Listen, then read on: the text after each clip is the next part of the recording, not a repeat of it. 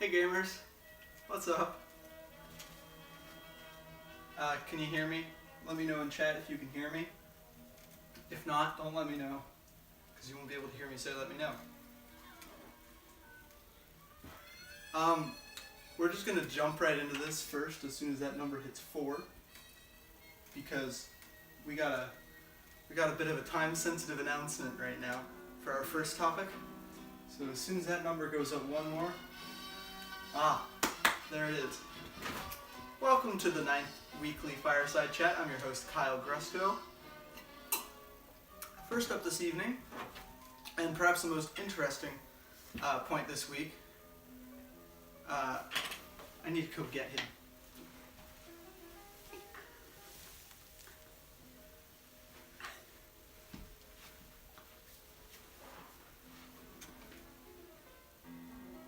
His name is Joey, like Triviani from Friends. He's pretty neat.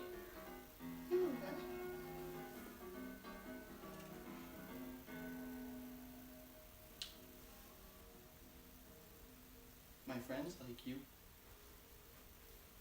We woke him up from his slumber for this. Cameron's behind the camera. Can you dab for us? No, he doesn't know what dabbing is. Okay, everyone say goodbye to Joey. Joey, wait. Joey, you're useless. He doesn't know any languages yet, but we're working on teaching him. Oh, here. Here's Joey. He peed on the floor yesterday and today, and he whimpers whenever we go to eat dinner. So that's pretty cool. Alright, he's gonna go back to sleep now, right? He is 8 weeks old, and he is very small. Right. Say goodbye to Joey. Hi, Joey.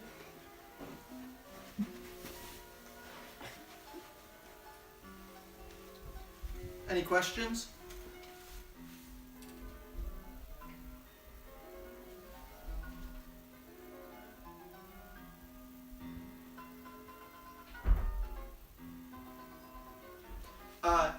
In more exciting news, I have Invisalign now.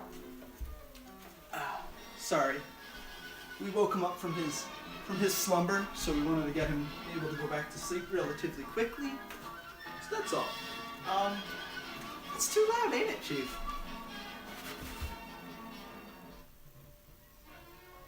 You might notice that the whole set's a little bit out of whack. That's because of this. We put some mics around the drums, so it's kind of a mess now. I had to move some of them. Let me make sure Frank's back. Yeah, okay. So, all right. Now that that's over.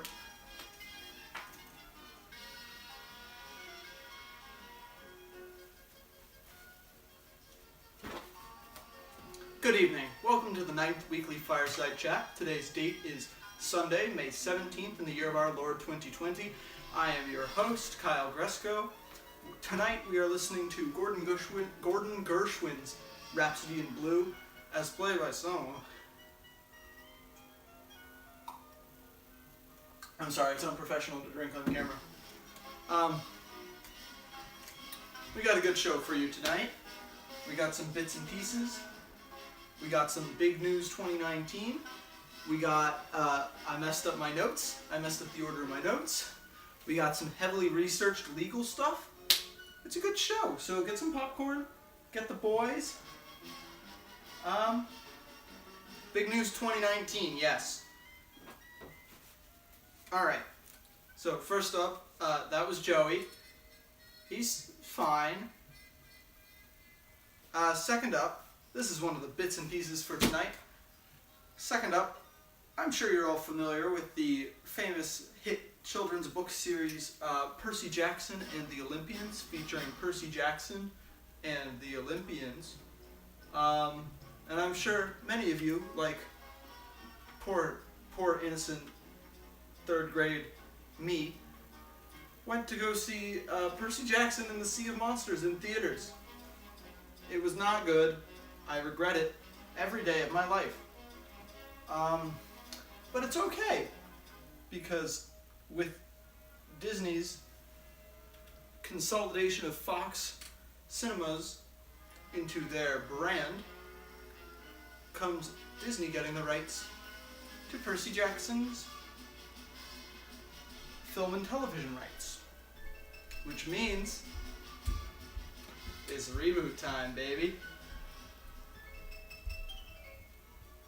That's right, Percy Jackson is getting a rebooted live-action Disney Plus series.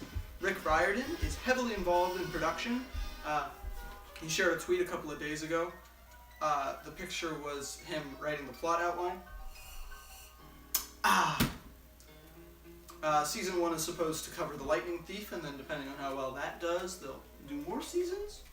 They'll delete the universe. Who knows? We'll see. It's rewind time. Alright, this is what I messed up the order for.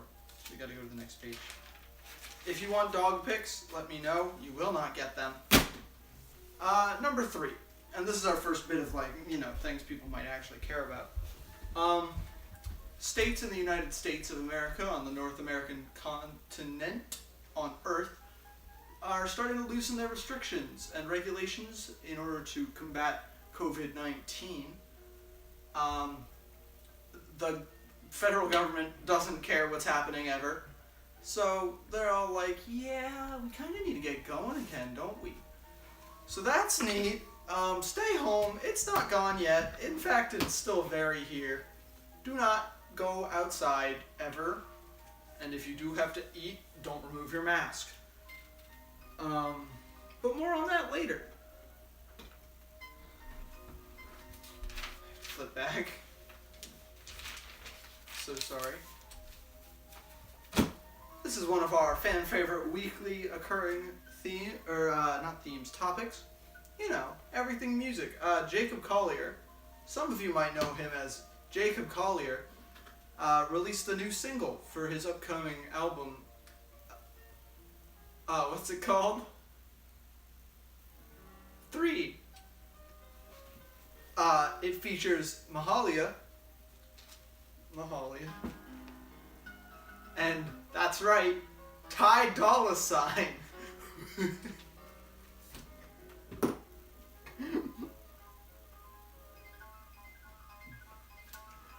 I'm not laughing at Ty Dolla $ign.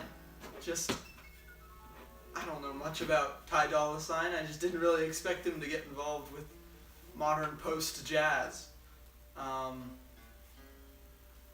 he's there. He sings. He has some quintuplets. In other news, as you can see, Gordon Gershwin's Songs in the Key of Life is not a record that I already owned. Paisley came by, dropped off a couple of records, so we got a new shipment. We got a couple of new things. We got a couple of new tunes, including Gordon Gerwin's Gobbledygook Flop.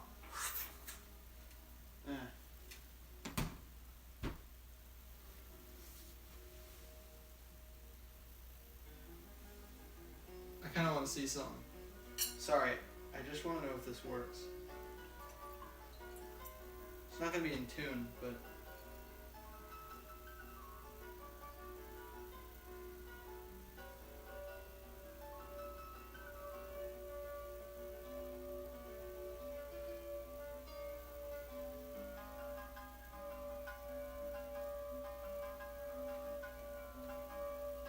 Cool! Cheers, by the way, if you're drinking along at home.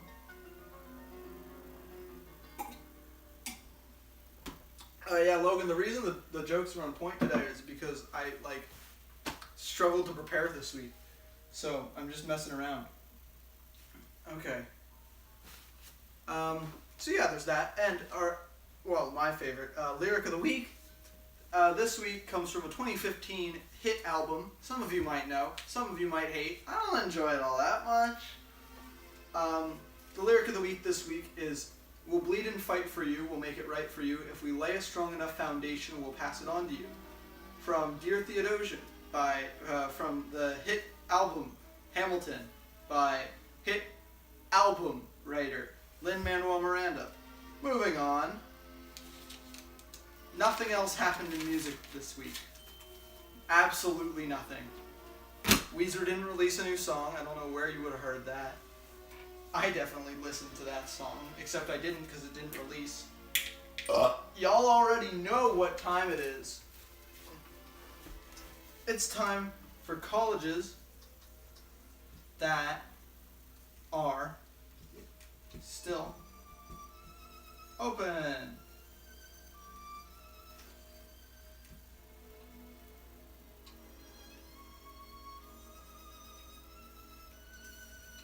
That concludes colleges that are still open. I need a new marker because this one is slowly dying, much like the sun. That's fine. Alright, so I'm going to pause to look at chat.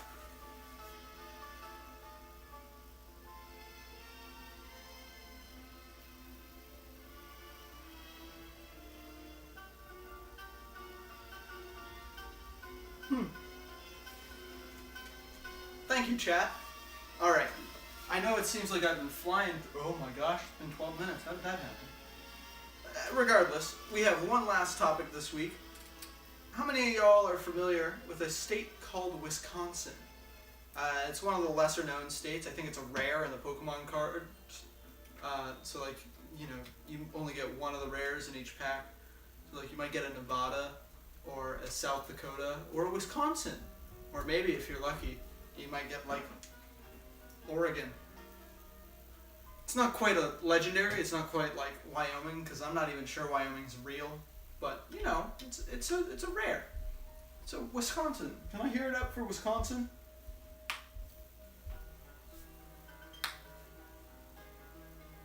Nope, no one wants to talk about Wisconsin. I know that. You said things about Wisconsin. I'm just choosing to ignore them. Love my YouTube viewers who never get to see chat. Follow me on Twitter. Alright, Wisconsin. Many of you know that the coronavirus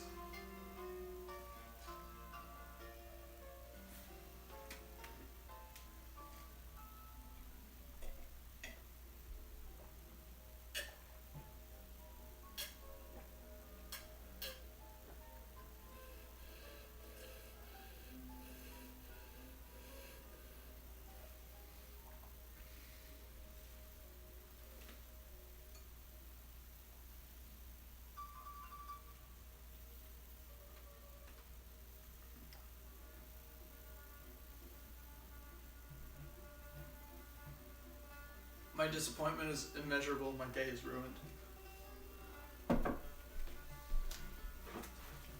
The Wisconsin Supreme Court recently overturned a stay-at-home order put in place by the executive branch of the Wisconsinian government.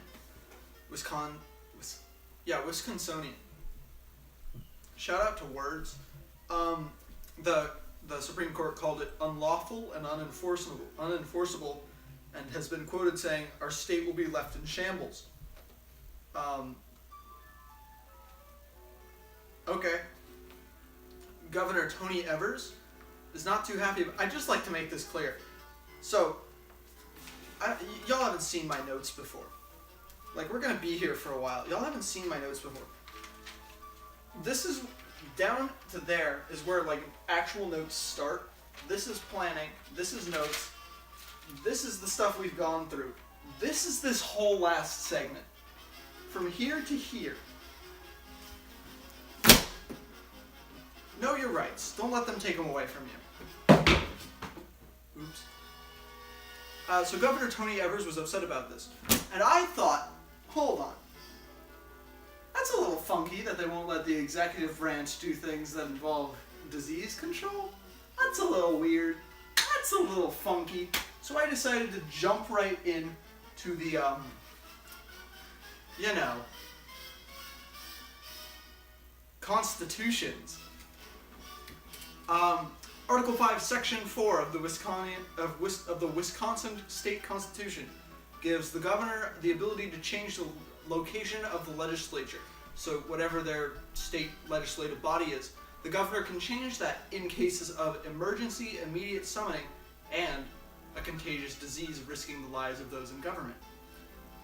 Additionally, Article 7, Section 4, lots of Section 4s, says that the Supreme Court has incidental, implied, and inherent powers. Now, I'm sure you've all taken a history class, so you know that implied powers are not expressly listed in the Constitution, but just sort of make sense. Inherent powers are powers that the thing cannot function without.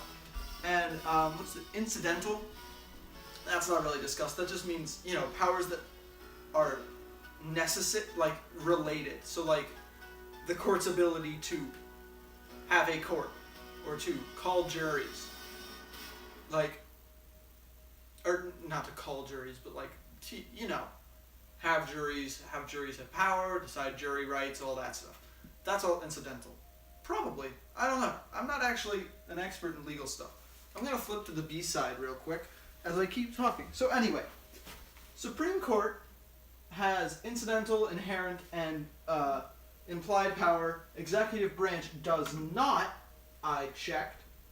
At least, not according to bits and pieces of cases against the state itself, legal cases against the state itself that have had to determine those things.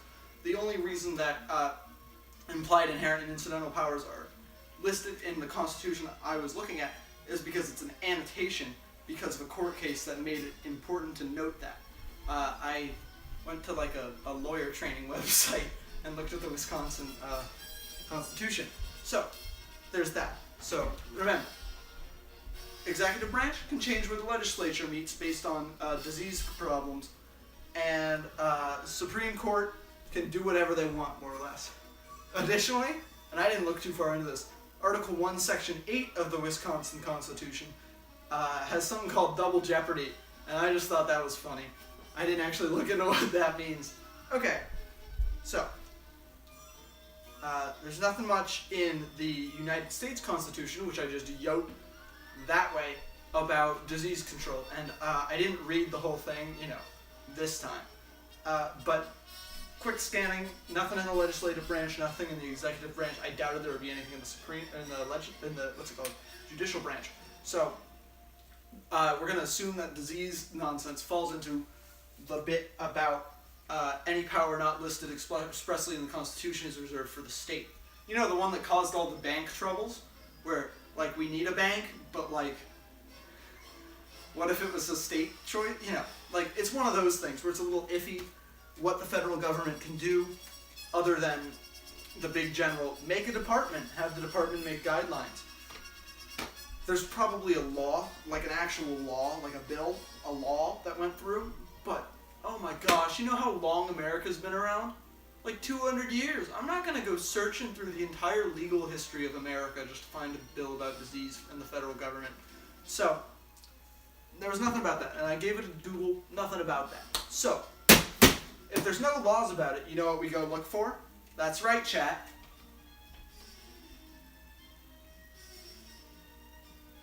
I didn't hit Joey. Joey's upstairs sleeping. Okay. So, anyway, when we don't have laws, and we don't have constitutional rights and all that jazz, you know what we go to? I'm going to spell it for you.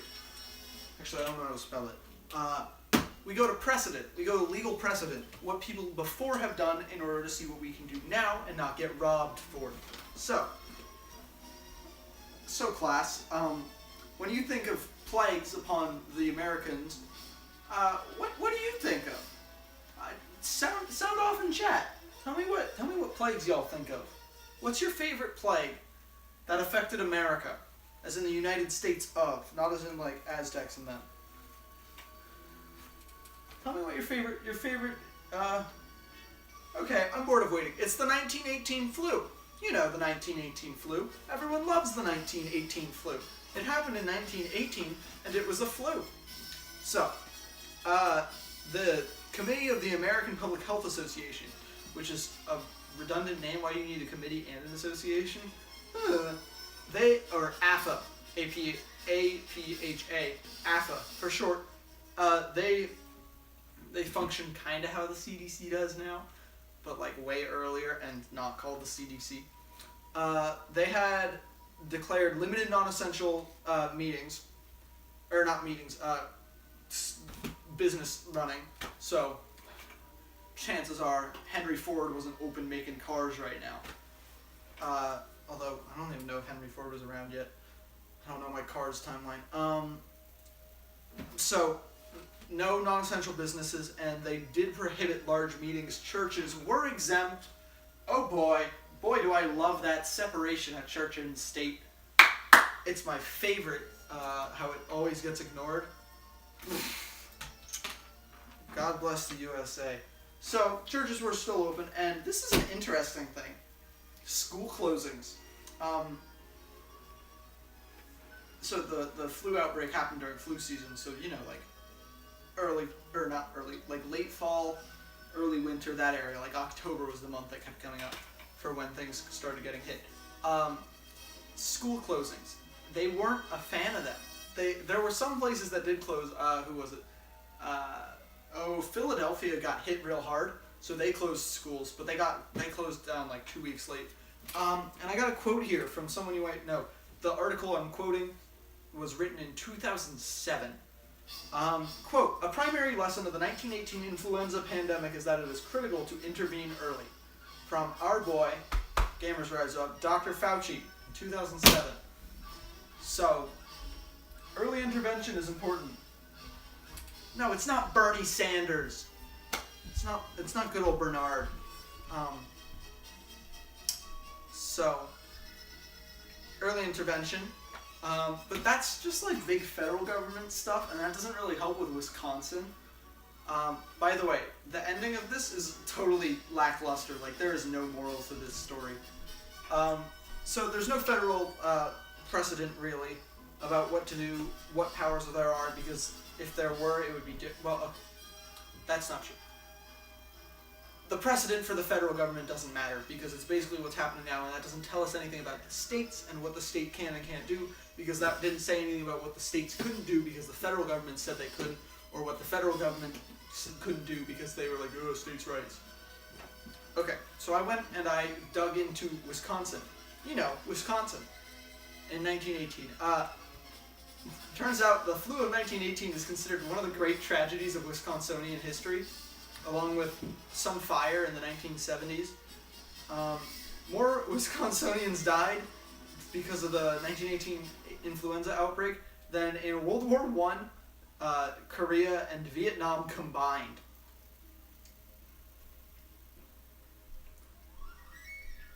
So that's a lot of people.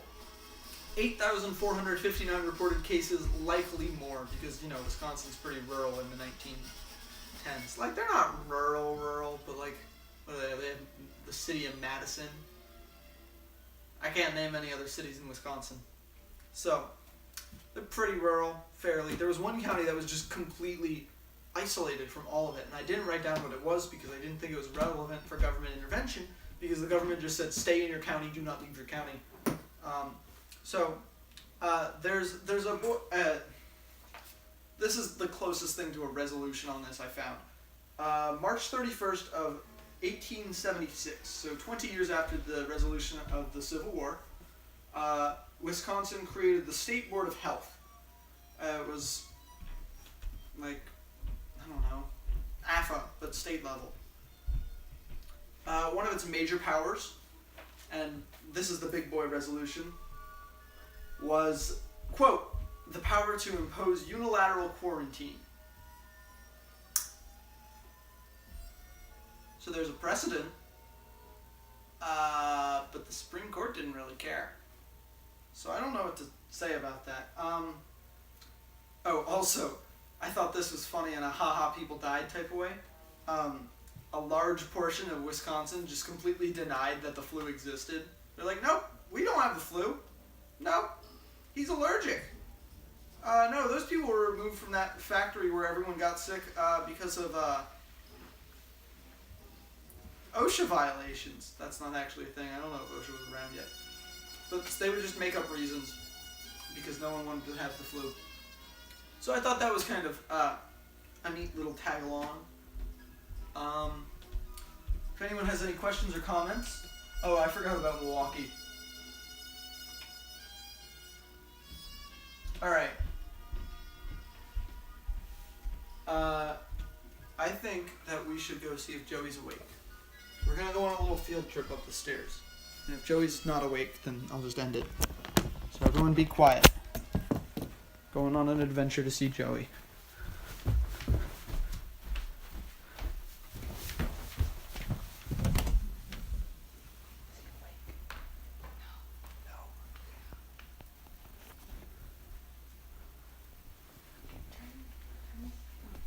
Cameron's helping us out. She's got the light on.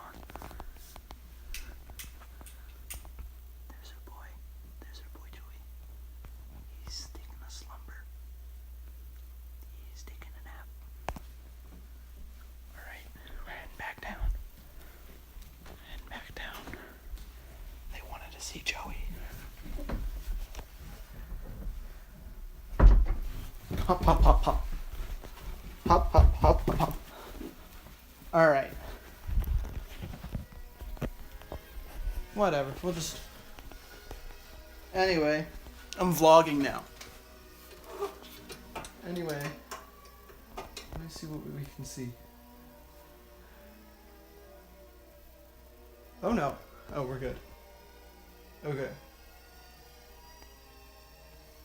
I want to create like an infinite portal of death. Okay. So, thank you gamers for coming on and watching tonight. This has been the 9th weekly Fireside Chat. That means we have had 63 days, at least. I appreciate you coming around. Appreciate you listening. If you have any records for me, any props for me, let me know. If you want dog pics, let me know. If you have any questions about Social Security and how it works, don't let me know. I don't know how to fix that. Get lost in the abyss. And I think we're going to bed now. Low gang, rise up.